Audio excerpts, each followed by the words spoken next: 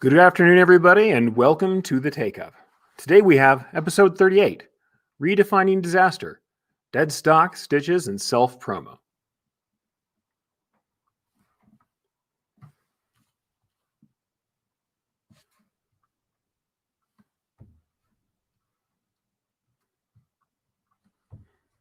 Good afternoon, everybody. It is 2:30 here.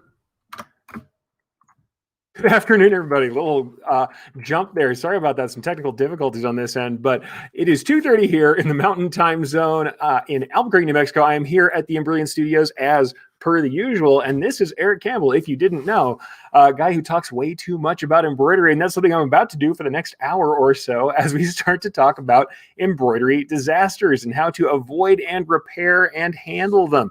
So, hey guys, glad to see you in here. We're going to have some cool stuff to talk about today.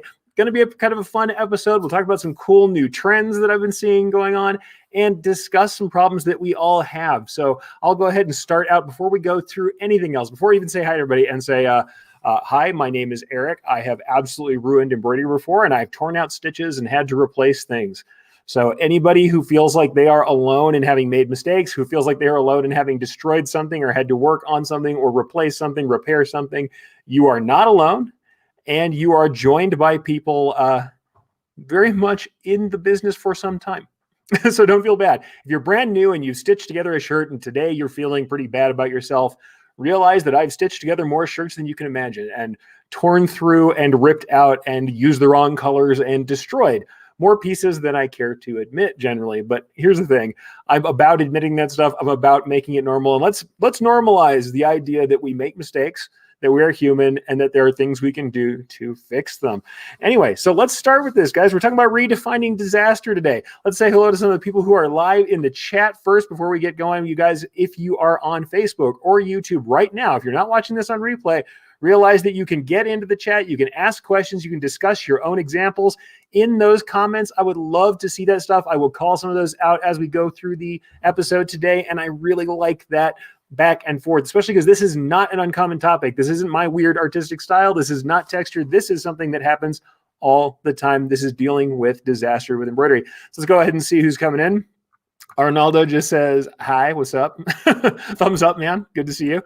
Jeff says, made it. Just got in the house. Glad to have you here, Jeff, all the time. We're going to have a strong day.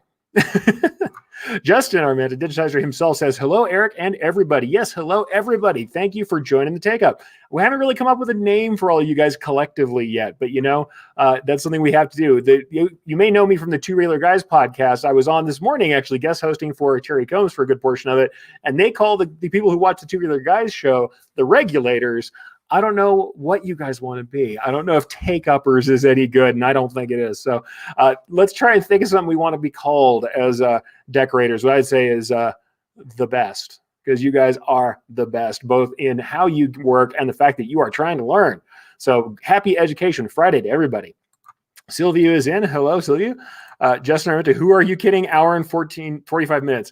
I think this will be a short show because it's less content. I'm not trying to jam 5 topics in, maybe, but we'll try, Justin. Daryl Garcia, Power for Positivity. Sup, Eric? Fun is good. Yes, fun is good. And after a very busy, very difficult week, fun is necessary. Oh, Arnaldo, yes, me too. I've ruined some garments, says Arnaldo. Yes. Christine Shreve, hello, Christine. Glad to see your podcast back up and running. Go check out what Christine Shreve is doing with Women in Business. Good afternoon, Eric. Hi, my name is Jeff. I'll raise my hand and say the same. Yep, everybody's now doing their confessional. We're all going to go ahead and tell you, yes, we've messed stuff up. And even if you think we do amazing work, we messed up a lot in the way to learning. And that's the thing. If you learn from your mistake, it is not a mistake. It is a learning opportunity. Tom Farr, Buzzards Bay Embroidery. Hello, Tom. Good to see you here. Frank Dunn from across the pond. Good evening to everybody across the pond. Happy to see you here, Frank.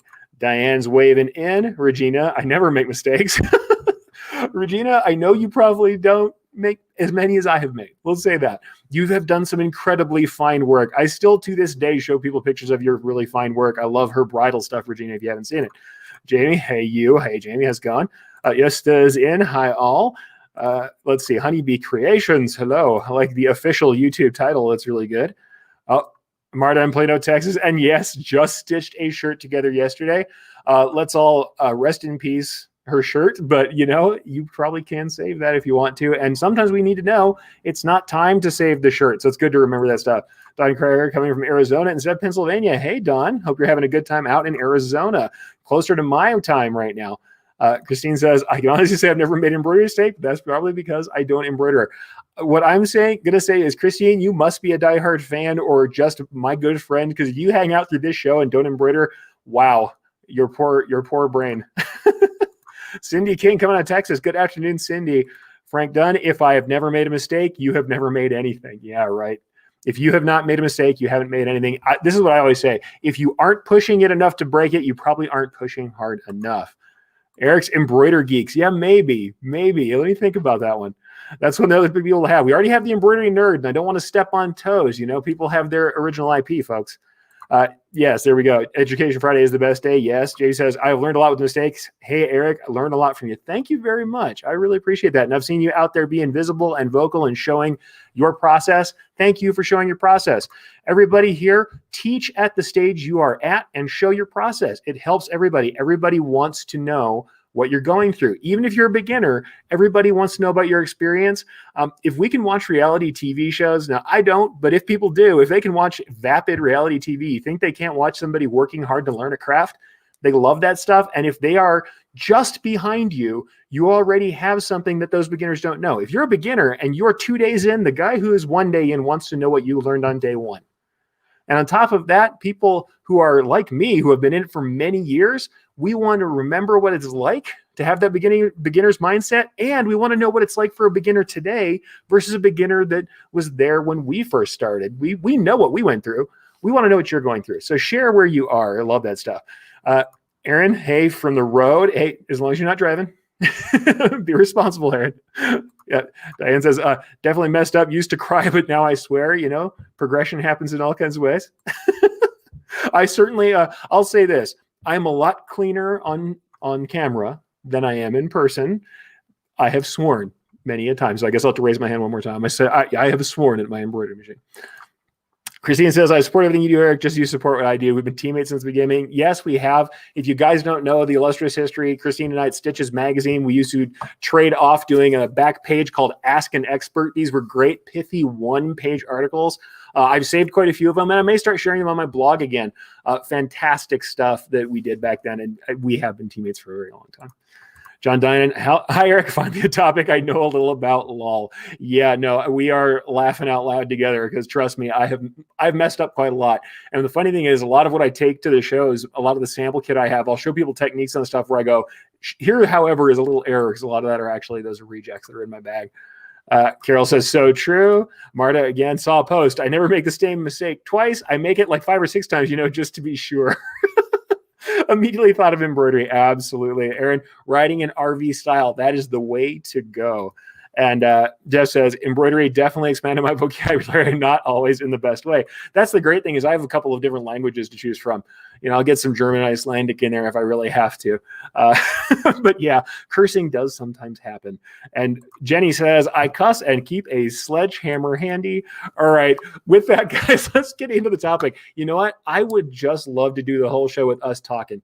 There are days where I think this should just be me and you, every one of you talking about the subject and sharing all the stuff we've gone through. What I'll say is keep sharing in the comments, but I'm going to talk about some actual material. I will bring some material in as we get going. And certainly I'm going to try and, we'll see if we can get to some interesting stuff that will be useful to you, some applicable, actionable stuff. And we'll talk a little theory. We'll talk a little bit of practice, but there is going to be some fun. There is going to be some interaction in here to kind of let you know both what we're talking about. We're talking about embroidery disasters. Why did I call it redefining disaster? Because we can actually look at these things as non-disastrous and find ways to use what goes wrong for us, both in learning and the actual garments themselves. And like I said, there's some trends that are going on right now that are interesting that we might want to look at as just stylistic cues we can look at for ourselves. So let's go ahead and start getting into that stuff. Let me see if I can bring up, as I showed you earlier, we had a little hiccup with StreamYard, so I lost my screen. I'll bring my screen back in and we can start talking about exactly the kind of stuff we're looking for. So let's go ahead and bring in my screen.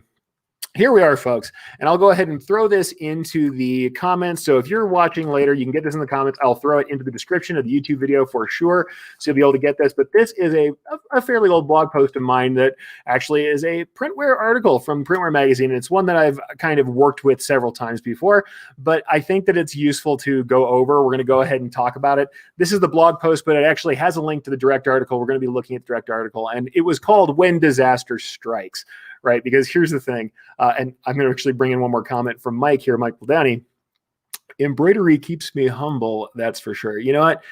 You have to be humble.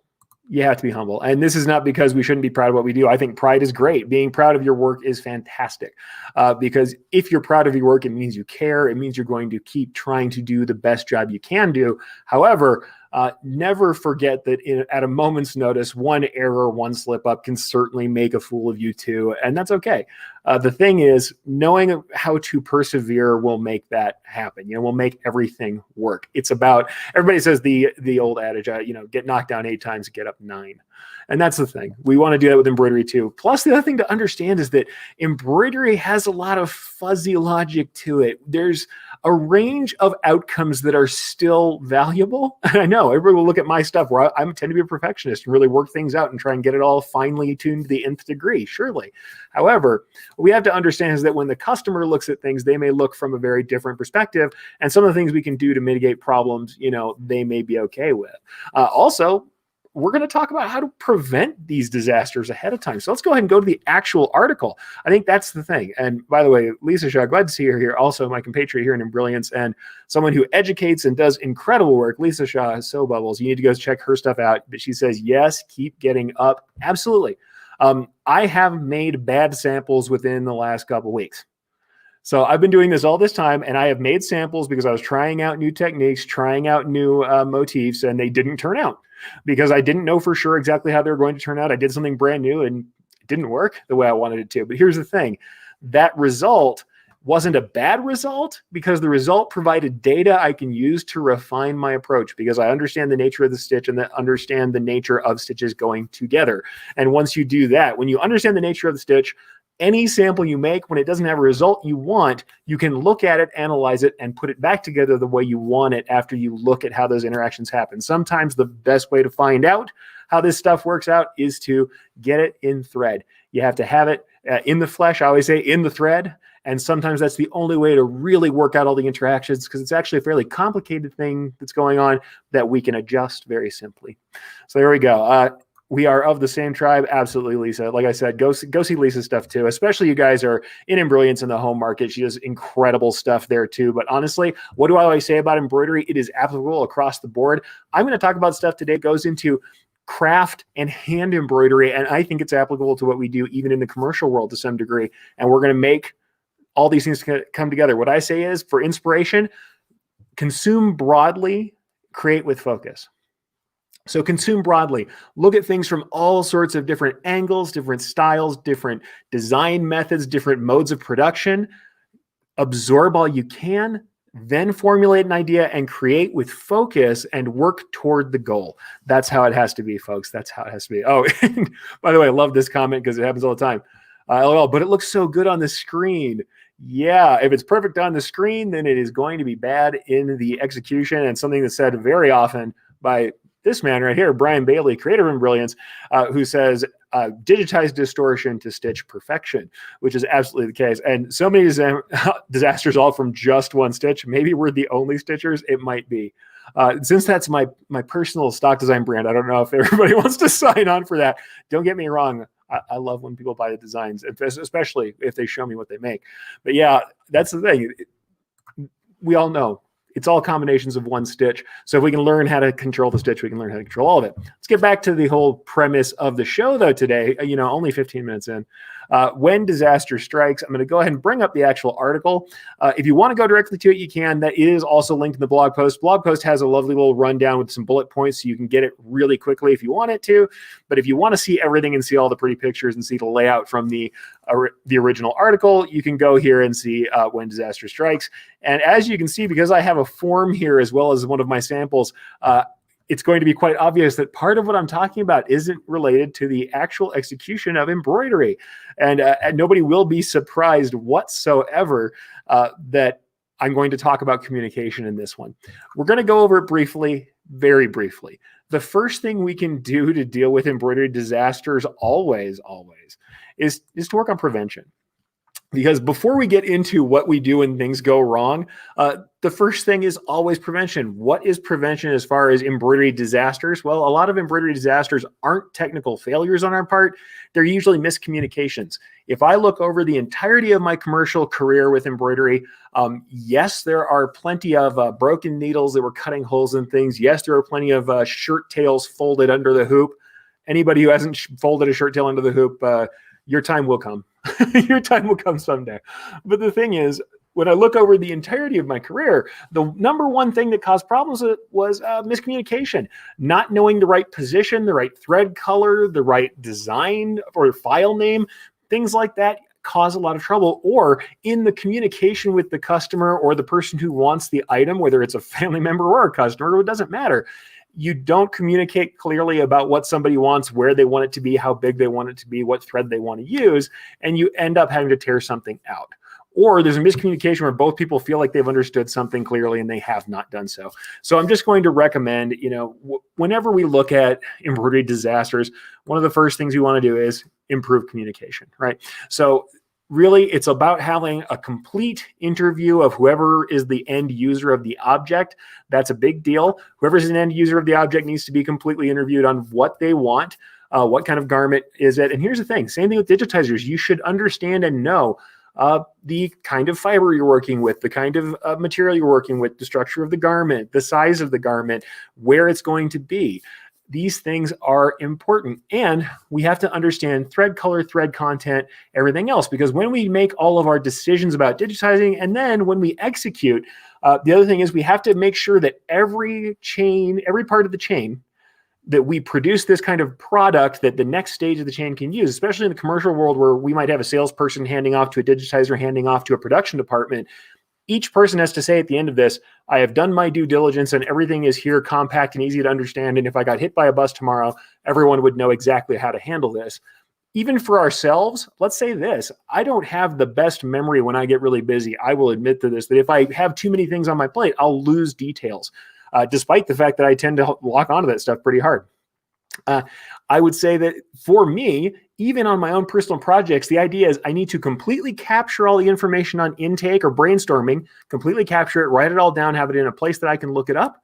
Then when I start to formulate things, I need to save all my versions and have it there and be able to refer back to those notes. And then when I'm doing execution, I need to take one more check at my notes at the final outcome. Now, don't get me wrong. At each stage, I should get to the point where end of brainstorming and ideation, I should have a piece of art that I want to use. At the end of digitizing, I should have a file, I should have a colorway, and I should have the execution understood because I know what's going to happen. And that means when I get to the production stage, all I'm doing is loading files, running things, loading thread in the machine. And it's all about the technical nature of what I have to do and has nothing to do with my information. So that is a huge deal. When we start all of this stuff, you're not going to have nearly the kind of problems you have if you have that prevention involved, if you have good communication, even with yourself. And on top of that, on top of communication, the understanding with yourself, the organization is important. And what I'll say is this, be present in the moment. Don't get in a hurry. When you start to feel like you're in a hurry and you're running off of your legs, take a breath, take 10 seconds. Let everything calm down for a second and go step by step. Handle everything one moment, one step at a time until the step is complete. And don't hit that big green button until you know everything's clear. And you will see me do this. It means sometimes there's a couple of redundant checks, but I put everything on the machine, flip out the shirt tails, check everything, and right before I put the start button on, I run my hand under the hoop one last time between the hoop and the throat and the needle plate. It absolutely has to happen. When you get into incredible rushes, when you get too busy, when you want to launch immediately, trust me, 10 to 30 seconds of pausing, be quiet for a second in your mind, in your surroundings, and stop, look around you, know where you're at, center yourself in the room. And you can say it's fuzzy or fluffy, or it sounds like we are talking about a meditation routine.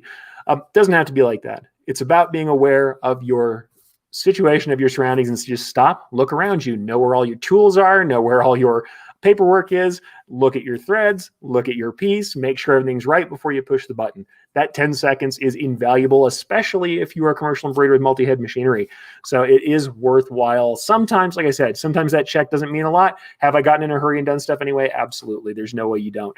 But let's go ahead and go through some more comments here about that before we go to the next section, because I see some good ones on that.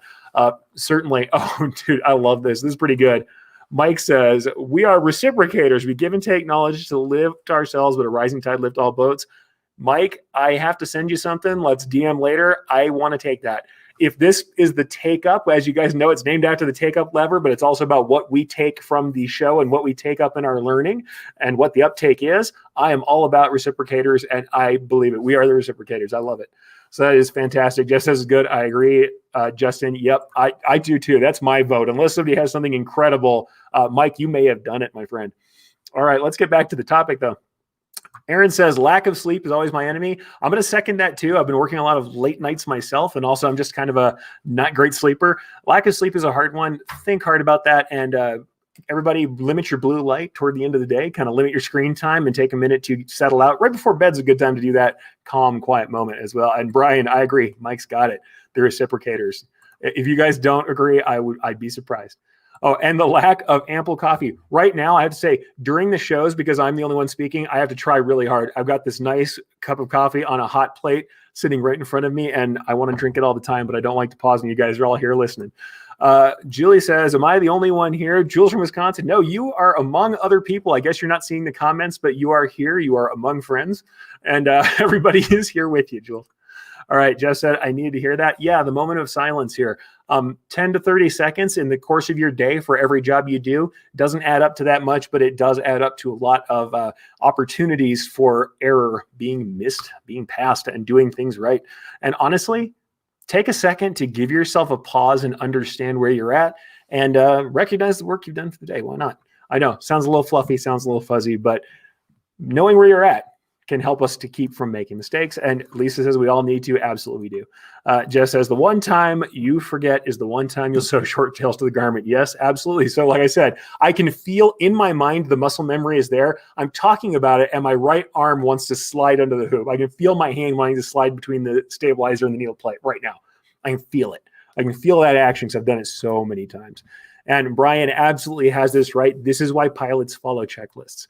You know that pilots know what they're doing. They know what they're doing. The thing is, it's the comfortability with what you're doing that makes the error happen. We all, as we get better and better, we collapse things. When you were first young and you started to drive a car, the first thing you did, you sat down in the car and you adjusted the mirror and you adjusted this mirror. You checked this and you checked this, and then you got ready and you started the car up and you had your foot on the brake and you shifted it into gear.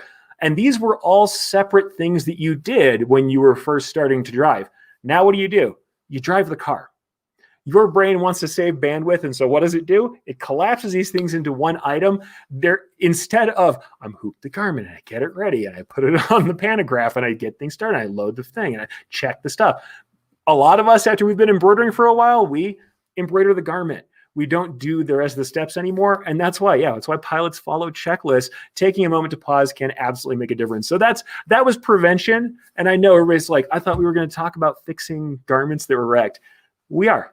We are going to talk about fixing garments that are wrecked. But the thing is, always the best way to deal with a garment that you sewed wrong is not to sew it wrong in the first place. That is always the best way because damage is inevitable. I actually answered a question on Quora, and it was one of these things. I kept on getting this pinged question. If you don't know what Quora is, Quora.com is a website where experts and people who call themselves experts answer questions that are posed to them. And if you're somebody like me who has answered quite a few things when Quora first opened, you'll have people request that you answer questions. And one of the ones that I got requested was, can you remove embroidery from a garment without leaving holes? And everybody else was talking about all these methods to mitigate holes. And I said, no. I said, no, you can't. You're going to leave holes. Here are the ways we can reduce them. And the first thing I said, I talked about prevention because you're going to have damage.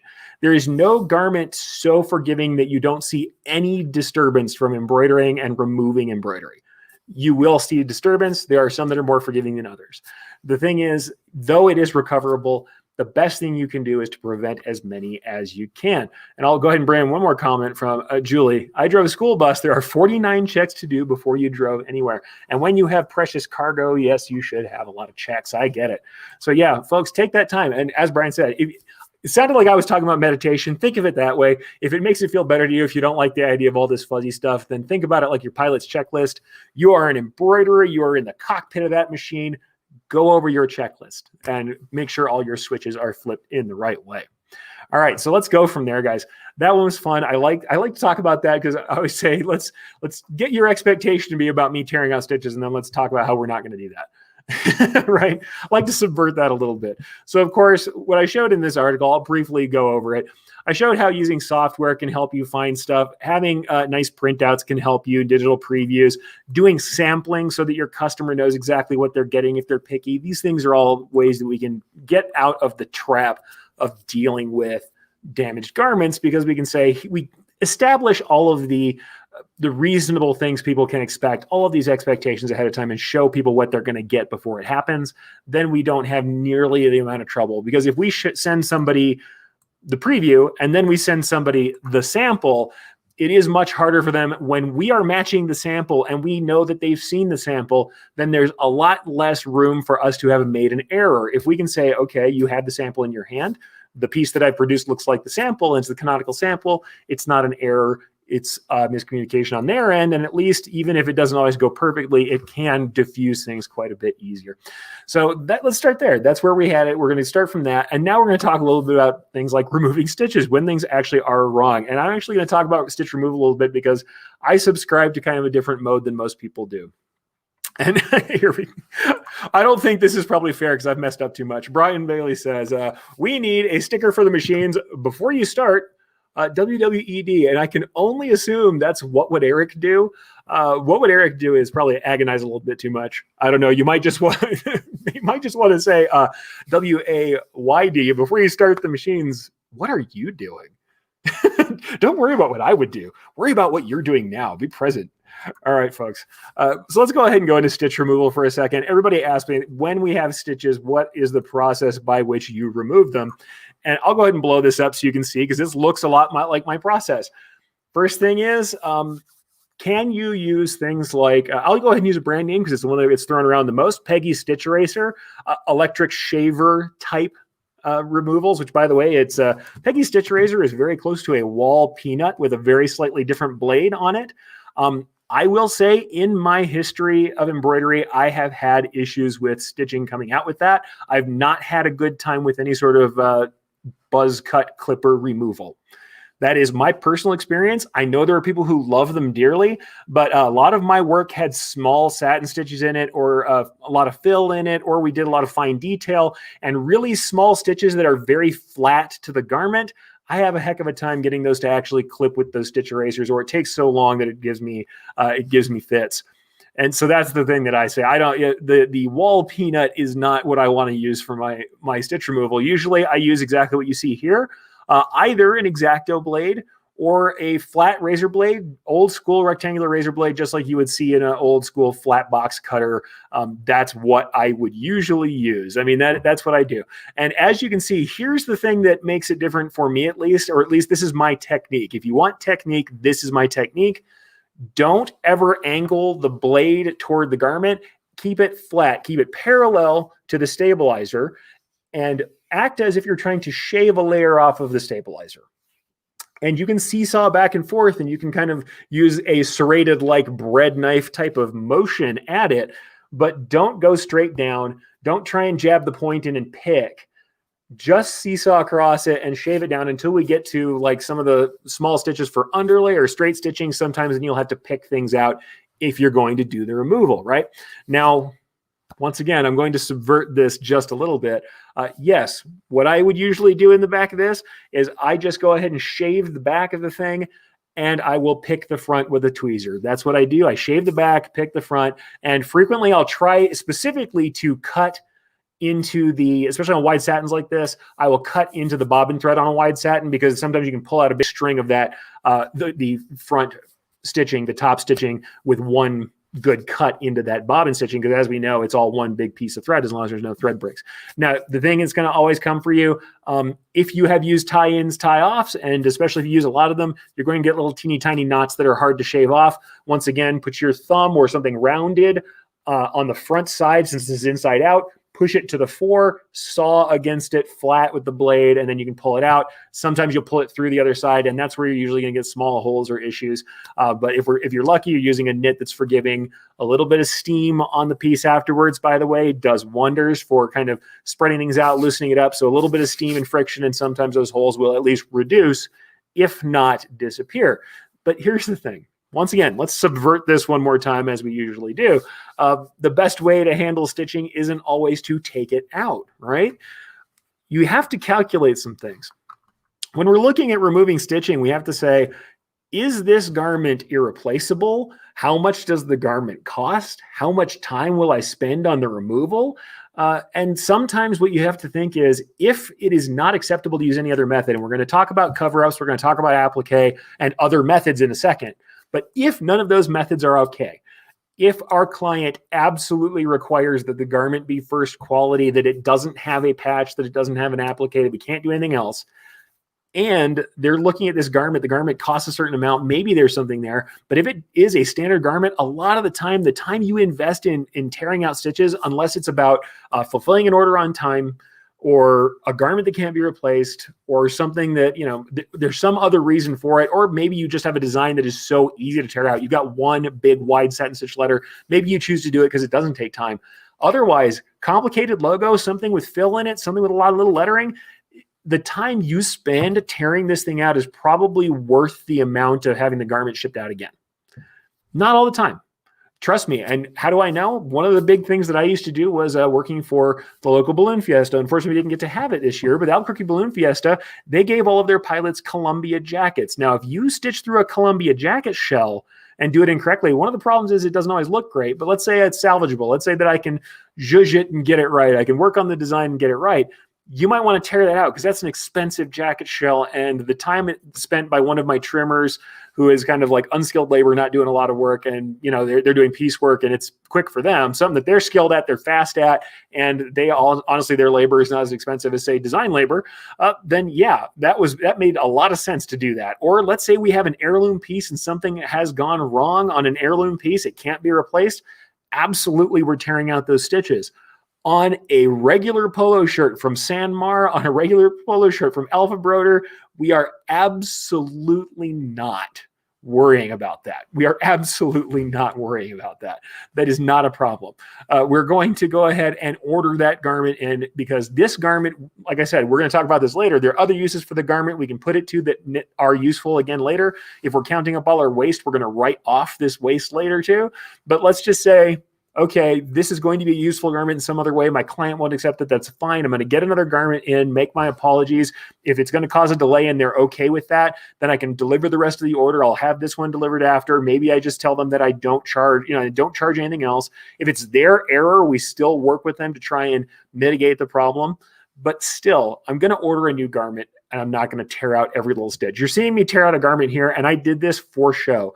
This particular garment that's being torn out, that is a standard athletic polo. With this much work on it, I probably wouldn't have torn it out at all, especially because it's something that I could order. It was a commodity. It was not hard to get. It didn't cost enough. Think about how much time you're spending on tear outs before you do them. Okay, so we now have some technique. Talked about tearing out. I said, all right, this is what I would do for tear outs. This is what I would work on. Well, and obviously, the other thing I'm going to say is, yeah, you can do tear outs, but how do they often look? Well, even on jacket shells that are expensive, here's part of the issue.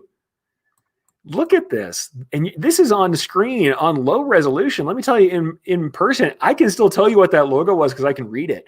And this is a well-done tear-out, very clean. There's no element of the original logo. It was only satin stitch text and designs. And as we can see on a nice, tough polyester jacket, what do we end up with? We end up with this. This is post-steaming. There's just too much damage here.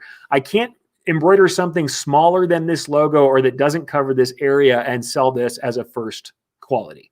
Cannot. I don't think that that's appropriate to do.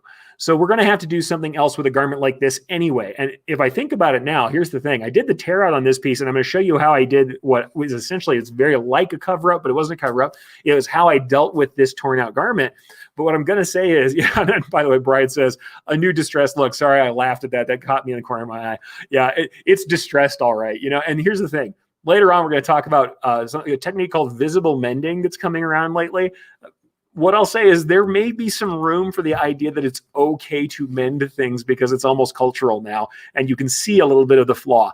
But this is pretty hardcore. I can see the logo from the other company. I can't sell it to a company. Suffice it to say, what I did for this, if I thought back on it now, it would have probably been 100% better to use an applique cover or some other method and not tear at all. Because as long as we're not stitching through, that's the issue. So I'm going to go ahead and do some comments real quick, and then we're going to jump back to how I handle cover-ups, if you want to call it that, and what I think about kind of methods for cover-ups. So let's go back and talk about removing stitches, because I think this is a good one, and we got some funny stuff here too. Jeff says, I use a hunting knife to remove stitching. I get some pretty interesting looks while I'm sitting in the parking lot cutting stitches while I'm waiting for things. Yeah, I'm sure they think you're plotting something, my friend. Maybe get a smaller knife. And by the way, I'm with Jess Armando. The first thing I thought, okay, Crocodile Dundee, that's not a knife. That's not a Peggy stitch eraser. This is a Jeff stitch eraser. All right. Jeff says, I shave with a peanut. Yeah. Better for your head than for your garment, in my opinion. And Brian says, I thought it was only me. My knife is always sharp, so it actually works. Yeah, I've done that too. And I got some strange looks because I carried around my father got me a case knife. It was as sharp as it could be, and I used it for nothing. It just sat in my pocket, and it was very, very sharp. And yeah, I have taken that out to do that for sure. And Cindy says, oh my God, cut my finger off, just a seam ripper. I'll say this, seam rippers can work, but here's the problem with seam rippers. They have that long bill, that kind of needle end on it. What I've seen with people is, just like I said with the thing, you're trying to stay parallel to the backing when you do this stuff. So you should come in with your seam ripper, and I'll pretend this is the hook. You're going to come in with the seam ripper and go under the seams, and you're trying to keep it parallel, right? I've seen people's seam rippers go in, pick, and then cut. And when they go in, they stab right through the garment into their hand. So seam rippers don't necessarily keep you safe. One of the safer options I've seen for people who like to cut the individual stitches, there are actually surgical stitch removers, and they used to be in surgery. Funny thing is, when you find them in fabric stores, these hook-type blades, they are from the medical products world, and then they got brought in, because I actually used to buy them as a medical product and have them in the shop because some people really like them. It's a hook that is dull on the backside and sharp on the inside. And those are great if the method you like is to pick. And especially when we're on small stitches, those were actually fairly useful when we're talking about picking out straight stitch work, or we're trying to pick out the underlay on something. Grabbing one of those and you can kind of pick at all the little threads on the back, that can actually help, and that's pretty nice. But yeah, hunting knife, not really my thing. Yeah, that's not a knife. This is a knife. Yep. I keep the hunting knives extremely sharp all the time. Oftentimes the sharpest thing available to me. Sharp knife better than a dull knife. If you're sawing away with a dull knife, you use too much pressure and you cut yourself, just like carving wood, folks. So yeah, for sure. And Sonia says, cover up with thread like a bad tattoo. I'll agree with you to agree, but here's the thing. Just the way when we digitize and when we execute for normal embroidery, too much density, too many layers makes something stiff and heavy like cardboard, makes it wear worse, and it won't flow. So if you're still trying to maintain that flexibility, sometimes cover-ups where you stitch through an old design, not always the best method. I prefer an applique method, but let's go ahead and do some more comments before we get into that. Let's go to Mike here. I did some $900 North Face jackets, a central tool, extra shorts. Yeah, I have done that. I've worked on some yardage for high-end hotels that was scary. I didn't like doing it, and I was not very pleased when the French material arrived because it had a bill of lading and a ticket for how much it cost. It gave me a chill for sure putting it on the machines, especially because the only machine I had available to do what I was doing was one of my older machines that I had to baby. So not so much. And yes, this is absolutely the case. Great sub point, and I agree, Mike, reciprocator, Mike. Great sub point. This still will happen. Customer service is how it gets handled. Absolutely. Make it clear ahead of time that to the customer that these things do happen from time to time, and explain how you are going to remedy it when it does before the process is done of the sale. But yeah, and my go-to are curved tweezer snips. Yeah, those can work. And like I said, curved snips can get under stuff and trim. Depends on what you're comfortable with. For me, I got very fast with the razor, and so flat razor was always my way to go. But I've found that there are different methods. And when I was stocking for a group of trimmers, honestly, I would stock what worked best for the trimmers and what made them the fastest, because it turns out that people do have some different methods they do it. I will just say, even with that group of trimmers, never had a great deal of luck with the shavers. I would love to hear if you have. If somebody is using the Peggy Stitch Eraser and loves it, or has the commercial version, I can't remember off the top of my head what the full commercial version of that I saw was. If somebody's using those, love to hear more about that. And I don't take any of the backing off to protect the fabric, and use the electric trimmer and the tweezers. Yeah, absolutely. This is another thing. Jenny is absolutely right. If you see me, the backing is there. The stabilizer is still there. Use the stabilizer as a barrier to protect the fabric. As you're working, never take a stabilizer off. Absolutely, as you're working. Now, she does the electric trimmer. I'm glad to know it's working for you. Like I said, I had trouble using it, but that's still pretty good. And I also, the ones that I used, I did use both the actual Peggy Stitch Eraser, and I used trimmers that we had. And honestly, the trimmers that we bought were better. The hair trimmers were better than those. Jess says, I have one for local vet school. And yes, Mike's officially the first reciprocator. Yes, you are, Mike. You're going to get something special. The cracked one, hey, we're all a little cracked here, man. All right. So with that, let's go ahead and bring my screen back in for a minute. We're going to go ahead and jump in. Let's talk about this. So this is how I handled a tear out where the tear out was not quite what I wanted it to be. I thought we were going to get a better result after this was steamed. And what I did to handle this, I'll just tell you briefly.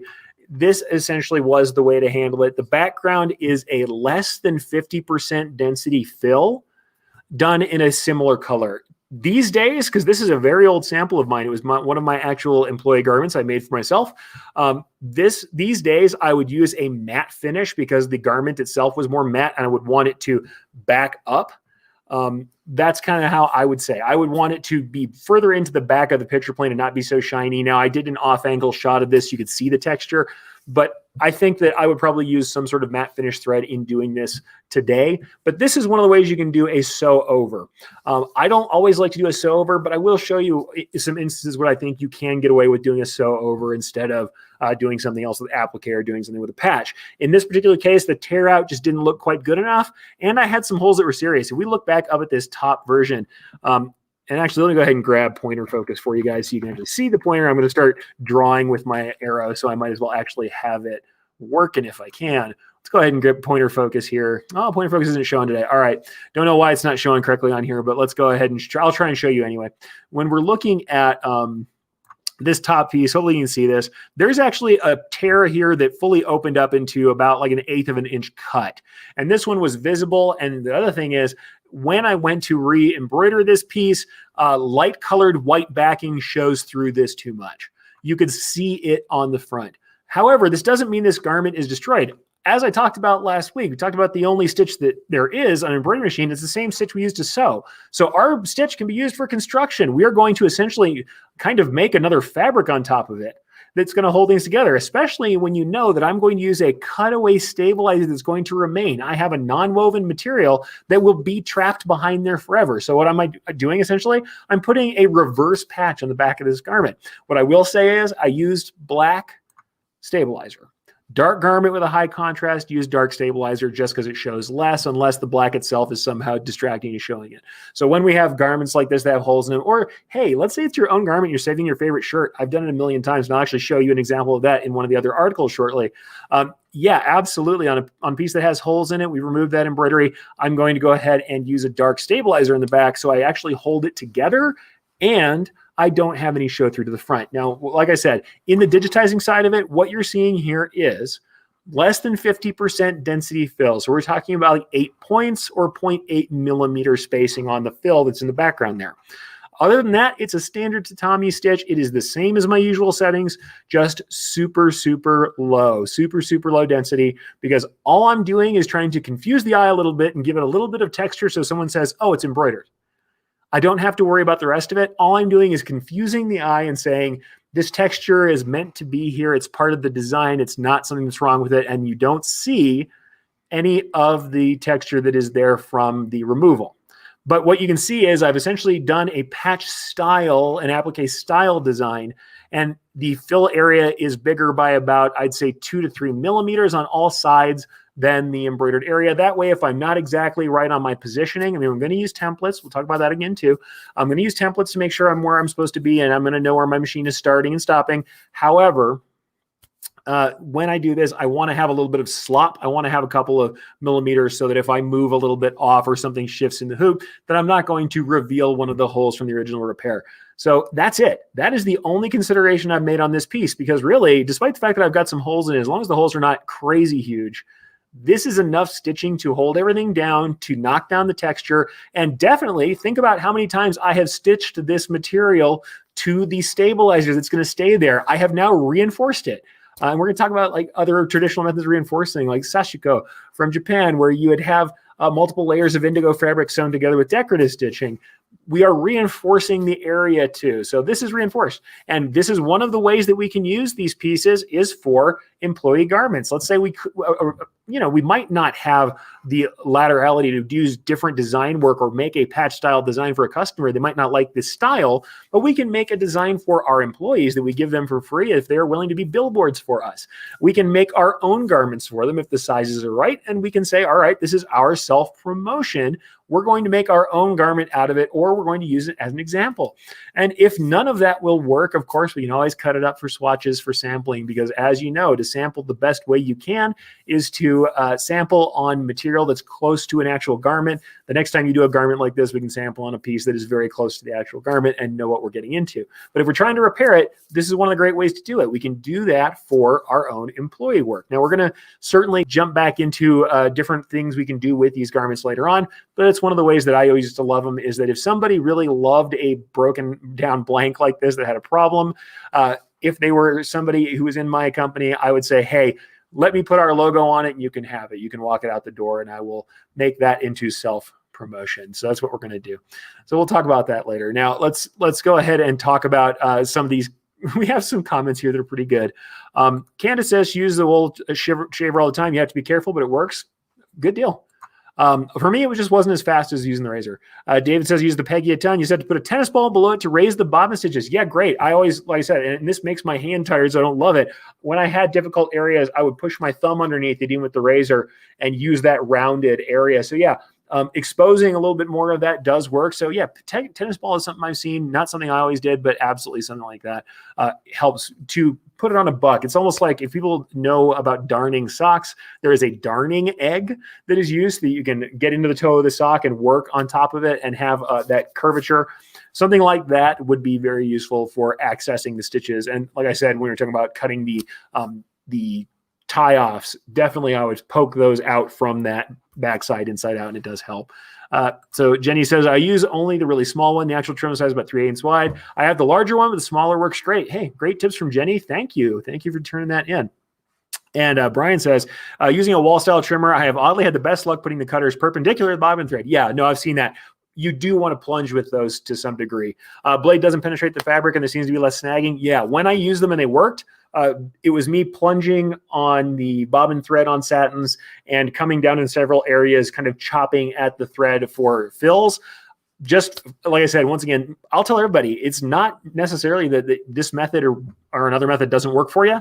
I'll say that I know tons of people who swear by these, and I think they also are a little safer. You're not as likely to cut into a garment. For me, I also, number one, eliminated a lot of the work like that. I didn't usually do a lot of tear outs because I did as few as I could. I usually was reordering stuff or, like I said, using them for different reasons or doing different ways to cover things up that I'll talk about. But certainly, I would also then say when I did this kind of work, for me, it was much faster to use the blade. Won't be for everybody. And I'll also say that not great on your hands all the time to use the blade, and definitely the cutters, like the trimmers, are going to be easier on your hands. If you have any sort of hand problems or arthritis or carpal tunnel, you're going to have a better time with a larger object. And actually, you see me there in the original picture I showed, cutting with an X-Acto blade. It's actually because my hands were eventually tired of using regular flat blades, and I found that my fingertips were not great. And I do have wrist and hand problems after years and years of digitizing. So I would say using a handle was better even for me with a blade. So yeah, it really depends. And as you can also see, you see how I'm holding that in a curve there so that I can access everything with the flat of that blade. Same idea as the tennis ball. So definitely good tips, and thank you very much for David saying that. So that was really cool. And we're going to talk more about Sashiko, but I'm going to bring this up because this is really cool. Anyway, Jeff says, Sashiko is awesome. And Brilliance's motif for it is the best I've ever seen. I have a book from Japan that has 9 traditional patterns. Can't read the book, but I love the pictures. And what I'll say is the man right above you here, Brian Bailey, he actually did an incredible amount of study working on that motif, and it's a programmatic motif. So it's not just a normal motif. It is programmatic in the software as a stitch type. And yeah, Sashiko is really cool. If you want to do Sashiko style repair work, we're going to show something like that later.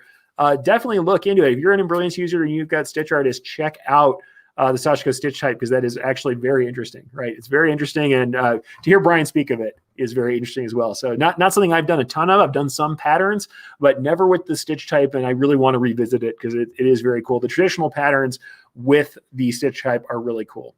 But that's a Visible Mending, which we're going to talk about again in a second. And yeah, guys, bonus time is definitely on the menu since we are 50 minutes in. I'm sorry that it's going to be long, but we'll try and keep it from being boring. At least if it's long, it should be good.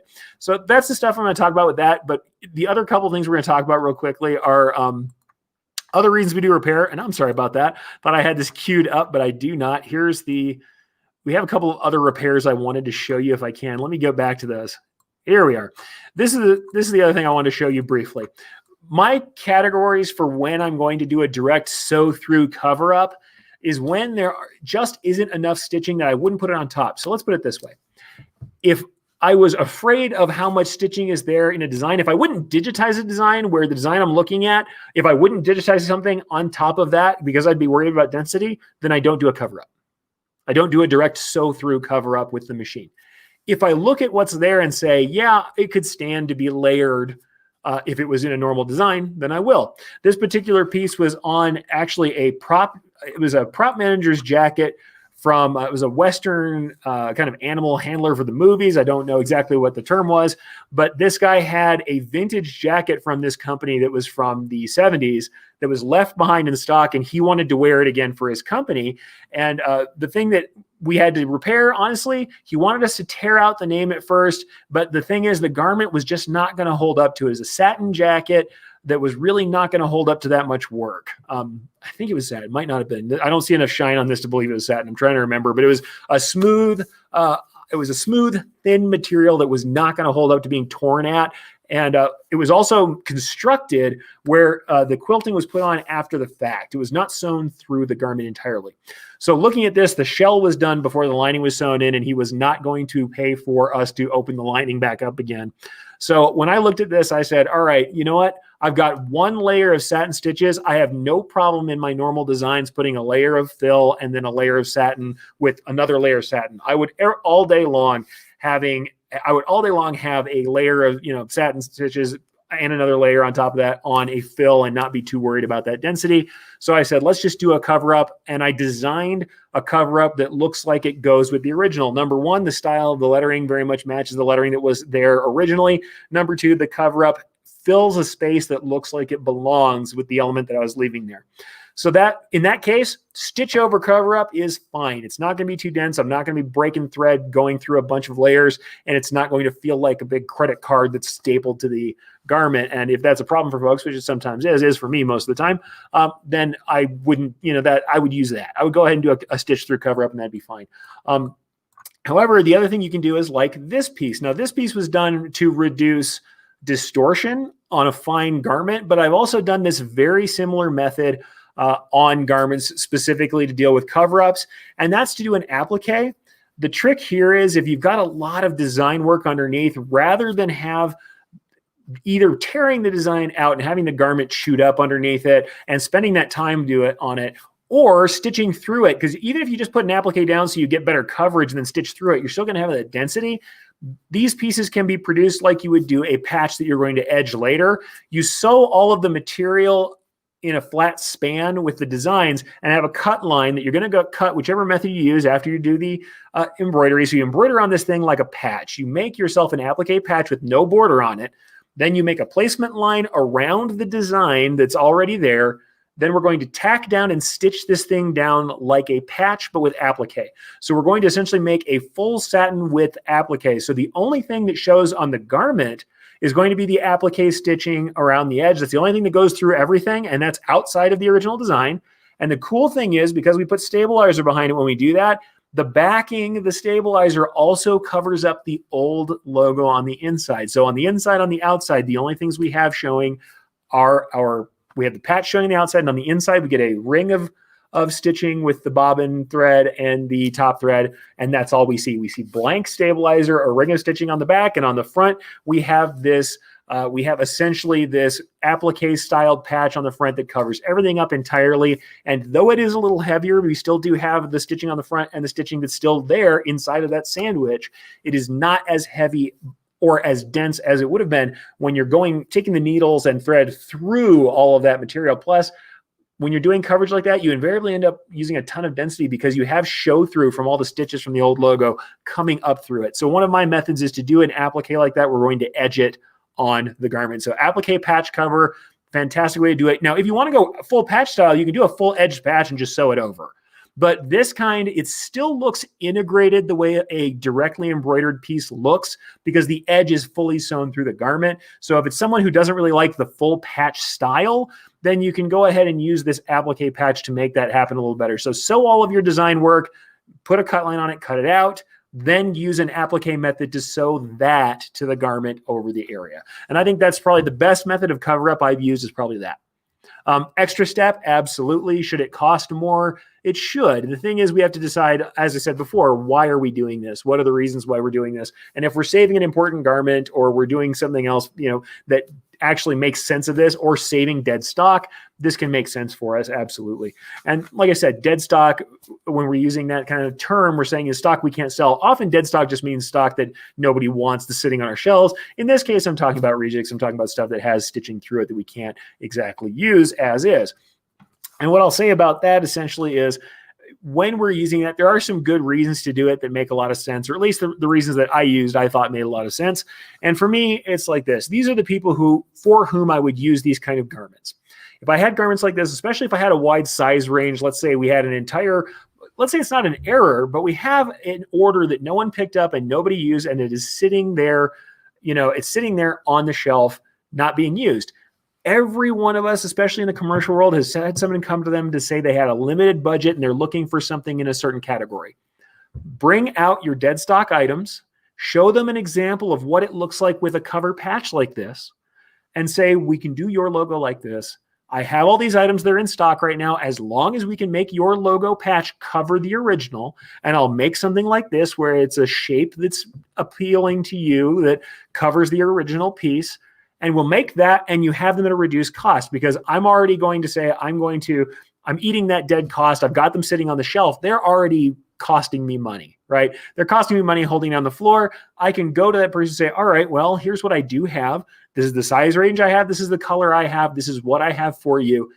If you're willing to do this, well, then we can give you a break on those garments because we're getting them off the floor for us and we're getting them to someone who's important. Or let's say you want to be charitable. This is a fantastic way to deal with charities and organizations that you believe in, that you want to help out. Tell them, I can't just make garments for you, or especially if it's not in your budget to do so. However, what I can do for you is I've got these stock garments that are sitting here on my stock, they're sitting here on my floor. I can't do anything with them. If you are willing to let me design a cool patch for you with the logo, let me show you what we can do with these garments, and then I can donate those and write them off. But I also reuse that stock that's sitting on a shelf, and it doesn't go to waste, and it doesn't sit there taking up space in my shop. So these are great ways we can do it. So when you have somebody with low budget, and often those are the same people. It's people who want donations because it's clubs and schools and things that have a low budget, or it's, like I said, nonprofits that you might want to help out that don't have a great budget, or your church, or whatever it is. And the other thing you can do is do this in a stylistic manner, and you can use these for prizes, for giveaways, for donations, for whatever.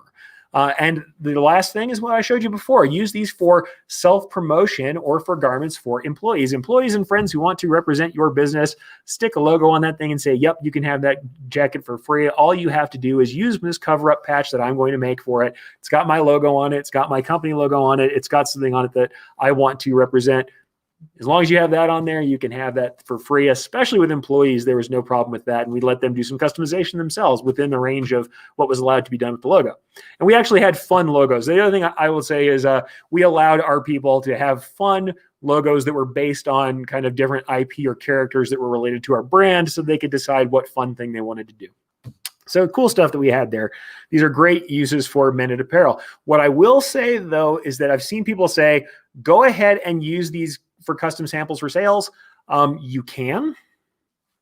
Especially if you're doing the patch style, you can. I would make sure you're doing the style like I talked about so it covers up the back so people don't see that it's a garment from another company with another logo on it. I've had people say that they kind of don't love that. And especially if you're doing the cover up where you can see that it's a cover up, you can see the other logo and you're stitching right over it. I wouldn't recommend that because it makes the quality look poor and you never want the quality of the piece to look poor. Whereas I would say applique cover up pieces like this particular piece, in fact, because the piece is a nice piece of polyester twill, which is fine grained and beautiful and looks really fantastic to sew through. These things are going to look better than sewing on the piqué polo underneath it, because it is a smooth surface that's going to hold up to a lot of stitching. So honestly, I think those are great for showing samples because that's clean. But if you're not going to do that, then I would say don't necessarily do that if you're doing that. Plus, best thing you can do if you really believe in a customer for that, because Mike says a custom sample costs nearly nothing, but it's time, great sales tool, absolutely. Also, don't always use your logo for that. If you're going to give something as a gift to a company that you want to woo, use their logo, not yours. Now, it does mean you're digitizing logos, and that's always a risk that you take. But if it's someone who you think is worth the risk, do that. And actually showcase your customer's design as a patch. Absolutely. Patches are awesome. Everybody knows my great love of patches and emblems, and I think they're fantastic. I really think it's a great way to go. And the applique patch cover is brilliant. You know what? I think it is. It's not like I'm the only person who's ever invented this thing before, but the patch style applique that has this solid border, it does have a really great sweet spot of I'm covering something up, I'm getting a look that looks integrated like direct embroidery, but I'm getting all the benefits of the patch and the cover and the applique, and that's really cool stuff. So that's really awesome. And actually, Brian, talking about Sashiko, we may have something coming up in the future. Happy to share because Jeff says he would love to hear about the experience with Sashiko, and Brian says he has some things very much of interest and he lover of it. So email or get my info from the reciprocator in chief.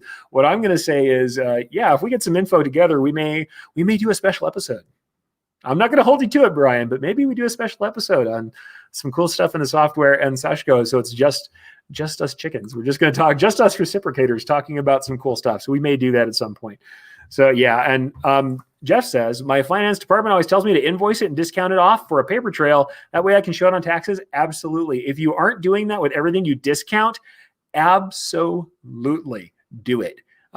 My finance department, yeah, everybody should do that. And in fact, if you're giving somebody a discount of any kind, this is just in general pricing. If you're giving somebody a discount of any kind, no matter what that discount is, invoice it for the full amount, show the discounted amount on the invoice and show it to them. Even if you never intend to charge somebody that full price, show them the full value of what your work is worth and show them the discount because they should see what it is. And somebody else has actually said, just asking about patches. Yeah, patches are a great way to do it. The only reason I showed the patch applique version is that not all customers like the free edge of a standard patch. And when you sew a standard patch on with a set of straight stitches, you can, but don't always use the machine to do it. So you might not have stabilizer to cover up the old logo. I like to use stabilizer almost as a back patch to cover up the old logo in the back as well. So yeah, patches are a great way to do it. And actually we have one more question here before I go on to the kind of the last section here. What is your experience with touching up some areas with a textile marker because fabric is showing through? Yeah, if you have very small areas. If you're drawing in a new letter like some of my trimmers were caught doing, we have a problem. Don't do that. Don't draw new areas. Don't fill a large area. If you've got something that is sub 1 millimeter square, touch it up. If you have a little piece of bobbin thread, touch it up. And Brian actually comes back and says that. Absolutely. If you're careful, touching up with markers is a useful tool. Absolutely. And I will say that I've done quite a bit of touch up with markers, especially when we're talking about one little piece of bobbin thread. Something goes wrong in the tension. There's some dust in the wheels. Something goes weird with the thread. Something that's coming off the spool and snags. You get one little piece of bobbin thread sticking up in a field of black tatami fill.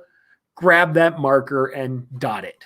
But what I will say is don't smear, don't draw, touch. Dot. Touching up with markers is super useful. The lightest hand you can. Let the wicking action of the thread taking the ink in be how you get it in there. You don't grind it in. You touch it to the thread and the thread absorbs it. And that's all you need.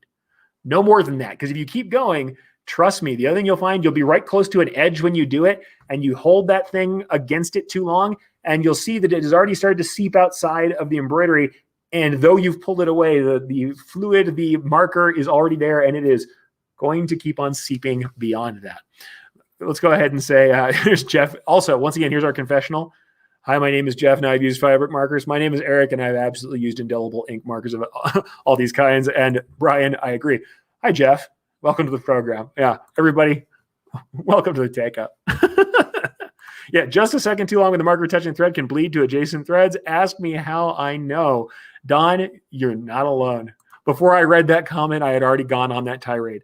All right, folks. So from that, the last little thing I'm going to do is kind of the fun part. We're just going to go into bonus time with some fun here. Obviously, I can show you things that go wrong. And in fact, I've done an entire episode or entire article that we can talk about later on durable embroidery, because these things happen with big loopy satin stitches. If you guys are interested, hit me in the comments if you're interested on me doing a short segment on how to make your embroidery more durable when it's going to be in tough environments. Because I can do a little piece where it's about digitizing embroidery and how we can make embroidery more durable if you like. I know I've covered it a little bit before, but I'm happy to cover it again if you would like to do that. So durable embroidery is a thing, and we can do that to also prevent some of the problems so that we don't have return embroidery that comes back. And we'll do that another time. And you guys have actually probably seen another version of me doing a repair, because I know we've talked about it on the Takeup before. One of my Ghost in the Embroidery Machine posts that was more about your personal kind of stuff, and I'll go ahead and put this in the comments for you live. You're going to see that this is another one about monogramming and making do and doing the work. The thing is, right now, people are trying to do a thing called visible mending, right? Visible mending. Here's visiblemending.com, which has been there quite some time ago. And this is one of the things they do. People are trying to take holes and visibly mend them with embroidery. And this is very much craft. This is very much it is hand sewing. This is not necessarily commercial, but I want you to see this as a way of thinking about mending and thinking about repairing. There is also a place for the idea of a visible artistic repair, whether you're home or commercial. I can see this being a design thing that we choose to do. Because right now, I can imagine that if I'm working with a client who is big on being efficient and reusing things, and I tell them I've got dead stock garments, what if we use your logo with some of the techniques of visible mending so that you can have a logo that you can say, yeah, we reused and resaved these garments that were headed for the landfill. So, I mean, it depends on which way angle you go at it. Also, I just like the look. It's like sashiko. I just like the look of this stuff. I like the idea of it. And it makes me think of, and I may be saying it incorrectly, the Japanese art of mending pottery or mending china with gold dust mixed in. Kintsugi, I think. I can't remember now for sure. Kintsugi. I can't remember the title. I'll have to get that in there. But the mending is visible, and you see the imperfection. And the thing is, though this is not really for commercial embroidery most of the time, and this is obviously people talking about these hand-mended projects, you can see very easily how the tatami stitch is a reinforcing area-wide stitch, how we can use motifs and sashiko and all these different methods to make beautiful patches. We could make beautiful mending if we wanted to. Now, this is like the hand mending. And we talked about sashiko before. As you can see, people have been using this traditional sashiko technique, and this doesn't look particularly like a traditional sashiko piece, but it was traditionally these indigo fabrics that were layered together with white cotton thread. Well, here's the same kind of thing applied to denim, applied to jeans. Why can't we see, and that's a very traditional sashiko look. Imagine if we, instead of trying to hide it, we would take a patch over the area, border it out, put a pattern like this on it as a reinforcing stitch and as something that is attractive, and then throw a logo, and then throw a design, and then throw a monogram on top of that. If we made something visible, and see, look at this stuff is just color or areas or texture, and maybe it's not your cup of tea. The thing is, we can take some hints from it though and say, maybe we just make attractive mending a thing. And like I said, I can't wait to go back. Now that we've been talking about sashiko this much, I'm going to get into Stitch Artists and mess with the stitches that we have, because I'm lucky enough to get to play with that stuff and to talk to the man who made it. But Sashiko is one of these great examples of if you wanted it to be a little more regular than some of the stuff you see here in the Visible Mending website, where we have kind of just patterns and colors, though you do see stuff like this where we have complete full patches, where we have complete design embroideries in areas that might not traditionally be thought of as places you have embroidery. And I would say I've done this many times, from snagging my garments, working in areas where I might get them snagged. I've often used embroidery to fix them.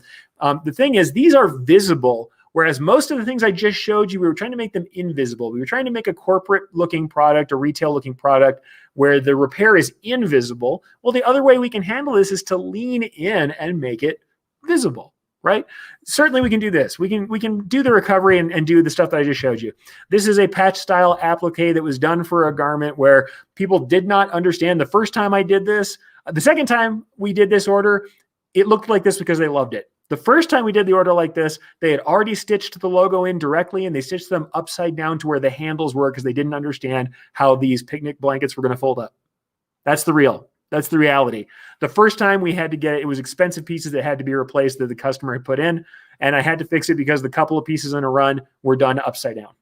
And I put this on top instead and showed it to them, and they're like, actually, we want them all to look like that because the emblem style is cool. But that's invisible. It doesn't show that there's a repair. It covers up what we did, right? Covers up the repair.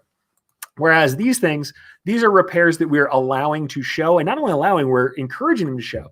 So there's kind of a balance there. If you look at this piece that I did, and let's go ahead and take off the advertising banner here, piece for Ghost of the Embroidery Machine. This one, I actually did a repair. Now this, it's visible, but I also kind of made it toned down. And the way I handled this piece, I had a massive tear in a shirt that I really enjoyed. And rather than toss it out, I went ahead and did some of these techniques I showed you on this massive tear. So I'm actually doing a repair, not covering up a logo this time. And so, yeah, we have all this cool stuff, but here's this thing. I did it on a little home machine too. It was my own piece. I was doing it at home, and I had a little home machine to play with. This is the tear, massive tear. What can we see that goes back to the stuff I talked about earlier already? Number one, we can see that I'm using a black stabilizer. I'm using a dark stabilizer on a dark garment. The garment was thin enough you could see some show through the stabilizer. A nice thin stabilizer that was dark is going to hold up nicely to it, and it won't show through even in contrast. So there we go. Now, obviously, yep, that was a pretty big hole. It's going to take some fixing. That's something I couldn't just leave there. I decided I want to do a vintage monogram piece. So as you know from me, there are lovely classic monogram fonts. Something that some people do is to use regular fonts to make a monogram. You know me, I have to go a little overboard. I decided I didn't want to use a regular monogram font. I want to do a truly interlaced cipher. If you guys ever want to do monograms and ciphers, I think later on in the year, I'm going to do an episode about monograms and ciphers and really get into some definitions and talking about that, and then show some cool projects that we got going on. But this one, you can see over here, this is the one that I selected. I don't know why pointer focus is not working today, guys. I'm sorry, it's not showing on screen. It's showing on my screen and not on yours. But that's happening there. That CE is what I use for my actual piece. I did an EC variant of it. You can see this here. You can see the contour that was outside of it. I am about 3 mils outside of the area of the monogram. However, it does cover the entirety of the tear that was in there. And then we did this letter. The thing that you can see, if you go back to this one, funny enough, it has some techniques that it talks about for interlaced letters to show you how the letters interlace. And I might actually go ahead and do a replay for you to show you what this design looks like. But the hint essentially is this. I did a light mesh style fill. We're going to go ahead and let it play through. The light mesh style fill, it essentially has some direction to it and has some texture to it so that I've got to cover up. See, there it is. One direction and then the second direction. So honestly, one direction, then the second direction. Why? Because I had such a big tear that I'm really trying to provide a fabric. I'm trying to make a layer very much like an applique. But here's the thing, no logo behind it. I'm not worried about obscuring everything. I just want to make sure that I'm holding down all the torn fibers, that I'm attaching it to the stabilizer. And so this mesh is honestly quite good. So I'm making a mesh behind it. I've got this mesh that covers everything up. It is light density still. This is not full coverage. Even with the 2 layers, it's not full coverage. So light densities, I'm letting it show through a little bit, but it's not very visible. This is still a very invisible look. And then once this is done, then you're going to see that I went ahead and sewed the monogram on top of it. You're not going to see the sequence very well, but you'll see how I've done little tabs and things to make it look properly interlaced. Something that we talk about when we talk about texture all the time. So let's go ahead and replay that one more time for you guys while I talk about it. But in essence, Same kind of thing, but it's a more of an invisible repair. It's more of a finished look. However, if I wanted to, if I had done this background like this to repair the garment itself, and then the top stitching was done in color, or I used sashiko around the outside edge, big, thick, chunky stitches. Let's say I use a multi-pass, a 3 or 5 pass whip stitch instead of a standard satin to make this thing. Now, this is a low density satin. The piece that you're looking at is a low density satin, but I could have quite easily gone to something else. I could have quite easily gone with something that was a little bit more density, or I could have gone with a whip stitch where every parallel bar on the satin stitch was done in multiple stitches, so it looked thick like floss. Like I said, this one was super simple. It does show you some cool layering effects. If you've gotten that link that I put out there, you can take a look at that. But that repair with embroidery is very much, it's a middle ground between having that fully visible artistic repair and the kind of invisible repairs we usually do. Like I said, I look back at this now and I'm thinking, boy, I want to get that sashiko stitch out and do some pattern work on top of something like this. Because you could still use that light fill to repair the material itself, or to cover up a tear out like we showed earlier, and then stitch on top of that. And I think that's something that's interesting we can work on. So here's what I'll say. Let's go ahead and copy that into, if you guys are just joining, if you're in the comments, you'll go ahead and see that link to the MrXStitch.com article, and that shows a little bit of it, and you'll see, like I said, and that's a screen that replays directly as a stitch artist, but this uses very simple tools. This one is just satins and tatami, could be done anywhere. It's not like the sashiko, which is unique to the software. So it's not software, it's software independent, but that's what's in there. So yeah, it looks like this, and that's that kind of repair. But remember, we can think about this cue, and I think they said it right, beautiful scars, right? We can think about that as a cue and say, all right, this is a specific site for a specific book, but we can think about the idea of a visible mending. And the same thing with the sashiko. We can think about the idea of making the mend part of the draw. Leaning into what we must do and making it its best can be sometimes the best thing we can do. We can actually add value, something that is worth more because it was damaged and fixed. That's something to think about. And honestly, if you're a small embroiderer, someone who takes custom work, a gift embroiderer, someone who does things like sew names on quilts, that does things of that nature where you're taking in work from someone else, you're taking in customer supplied garments, and you're willing to do embroidery on them, why not see this as a way to let people who don't want to do handwork get into this kind of repair? If somebody had a favorite or a vintage piece that they loved that had a hole, and you show on your social media feeds, on your sales pages, hey, I have the tools to make something like this, like the sashiko, and you can say, check out this option for visible mending, but you don't have to do it. Give it to me. I've got the machine. I'll do the visible mending. I'll throw a patch on there and sew it down. Now we have a new market, especially for the smaller operator, for the cottage operator. You have a market for mending for clothes that are precious to people, for items that are precious to people. And actually, some of the mending I've done like this was done personally. This was not something through the big commercial arm, the business-to-business kind of work I usually did. I've done this to mend antique quilts that people had where they didn't have any hand embroidery skills. They didn't have anybody to work with them. They wanted to add something, add a panel, add a design to a quilt so it could be passed down because it had been damaged somehow.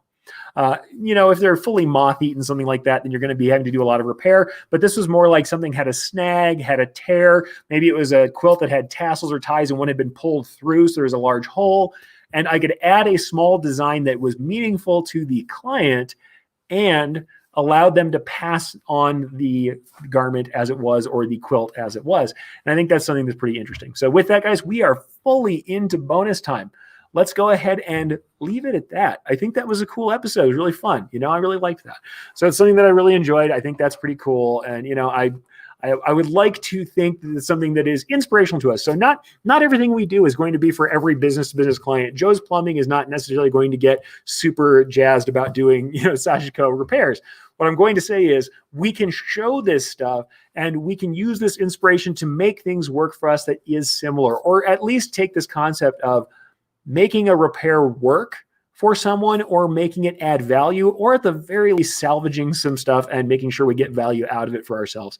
So that's one of the things I want to talk about, guys. And what I'm going to say, let's go ahead and do the last few comments while we're here. And I would say people said, I do. Yes, please. Yes, me too. So we're going to do a durable embroidery episode. We will go ahead and do that for sure. And Regina, I will say I've done this too. On the right embroidery project, especially if something is fragile and we had problems with the machine embroidery, I have hand stitched to repair embroidery as well. I've stitched in by hand, especially satin stitches. There's a gap in the satin stitch. I have put that in before if the piece is worth that kind of money or cannot be replaced. So definitely done that. And Mike says, we spend so much time on the beauty of embroidery, but need more time on practical applications like tough environments, fire resistant, and waterproofing. So yeah, we'll definitely do the durable embroidery for sure. I want to cover all of it. I want to be inspirational. The thing is, I think this inspirational stuff is useful to you too, because I think I have just described a product that you might not have had, something that you might not have thought of before. And I think that's pretty great. I think these are ideas that we have. And honestly, if you don't use it with your client, I will say this, show the sample, show the cool thing. The client sees you as the expert, as the creative person. They know that you come up with creative solutions. They trust you with their normal fire department embroidery. They trust you with your normal lumber mill embroidery. These things will come from the expertise. Show yourself to be a creative problem solver with expertise who can make beautiful work, and show the kind of garden variety work you do. And the picture you paint of yourself is someone who has a broad range of solutions they can offer, who has technical capability and is ready to do the work. So I love that stuff, guys. And Jess says, awesome, great stuff, great info. Some things I need to hear. I look forward to Takeup every week. You know what? I look forward to doing the Takeup every week, and I look forward to talking with you guys. Sincerely. I know there's that long pause, but I very much look forward to this time, and I look forward to all the things you guys come up with. You know, all of us in embroidery, all of us in any craft, we stand on the shoulders of giants, right? We are the people who have done the work before us, whether it's in the industry, whether it is someone who made sashiko on a garment from 200 years ago. We stand on their shoulders as we reach to the new things we want to create and we want to produce, as we make a way for ourselves to make money, as we may make a way for ourselves to express ourselves, to make art, to support ourselves, to have families, to have a business. We stand on their shoulders. So the best thing we can do, and what I think I do, and I hope that all of you will do, is to look at those people who have inspired you and call that out and say, you know what? This is where I got my inspiration from, and I respect that, and I want you to know this is where this inspiration comes from. These are the people who have helped me, and then pay it forward. Do the work and share your story and share your work to inspire the people who are going to carry it forward, because someday we will be stepping stones for them too, and that's the right way. That's the right way for this to be. I always have somebody say that. What do you do if one of your people in your classes turns out to do something better than you did?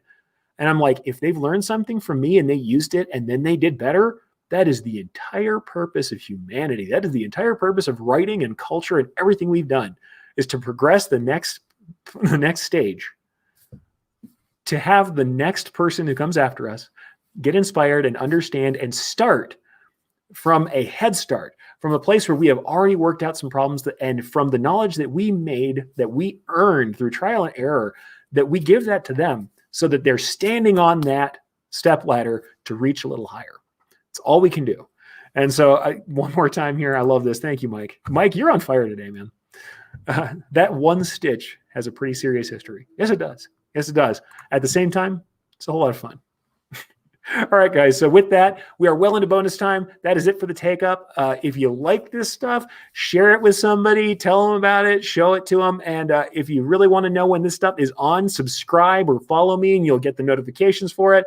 But whatever you do, if you never come back again, if this is your first time, if this is your last time, I hope that you go out there and experiment with embroidery, get inspired, consume broadly, create with focus, think about what we thought about today, talk about what should be visible and what shouldn't, what we can do to make things great, how we can take all these inspirations in history and bring it into our work, and how we can project that value so we give people value, but we also value our work, ourselves, our craft, and bring it up to the next level. So with that, folks, that is the end of the Takeup, and I cannot wait to see you again next week.